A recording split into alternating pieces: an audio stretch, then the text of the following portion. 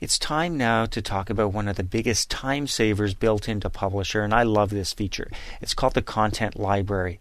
The Content Library is just like what it sounds. It's a library of content. So if there's going to be anything that you use in multiple publications, for example, on this publication that we used in the previous lesson, we have a table in here with the hours of operation. If we can foresee ourselves using this table in many different publications, why not store it in this library so we can reuse it as we need it? That means we don't have to recreate it, and we don't even have to open up an old publication to copy and paste it. We just go grab it from the library. So that's what we're going to do, and we're going to use Poster 9A. That's the name of this publication, and we just ran the design checker on it in the previous lesson. If you've skipped to this lesson, no problem.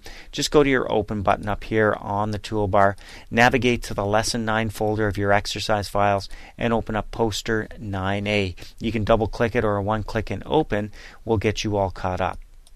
So I've already got it open here. I'm going to hit cancel, and what we're going to do is grab this table and put it in the content library for future use.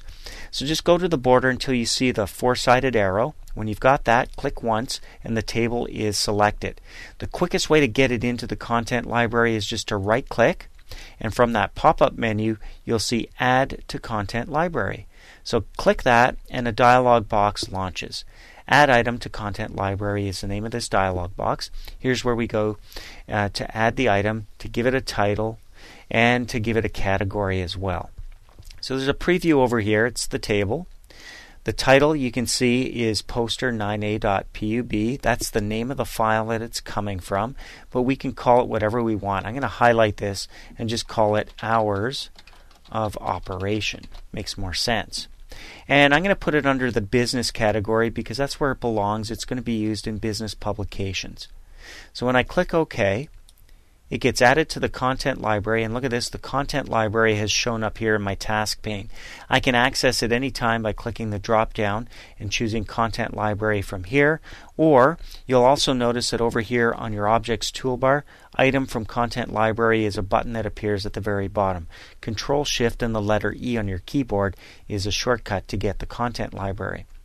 So let's open up a different publication. We'll go to the Open button, navigate again to your Lesson 9 folder of your exercise files, but open up Poster 9B this time. So you can give that a click and open, or double click it, same thing. Takes us to our publication. It's a different publication. Here's a good spot for our hours of operation. So we know how to get the content library. We just click the drop down, that's one way, and go down to Content Library. So let's go down there and grab it.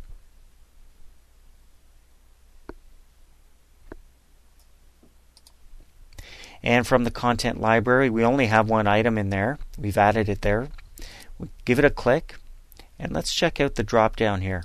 Your choices are to insert it, copy it, remove it, delete it, or check out the properties. We can even edit the category list if we don't like the choices that we had, which were business, and you can see them up here, personal and favorites. We can create more if we wanted to. And this is handy when you get lots of content in your library. So once you've got many items here, you may want to narrow it down to just the business ones, and only they will show up here, or just your personal ones when you're creating a personal publication.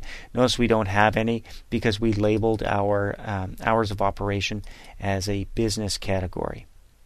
We also have the type drop down, group, pictures, shape, text boxes, and so on. As you scroll down, you can see that there's all kinds of different choices here as well. Now, the type is assigned automatically, depending on when you add it. So if it's a logo, for example, you're adding, odds are it's going to be labeled as a picture. And you can narrow down your list here. I'm going to leave it at all.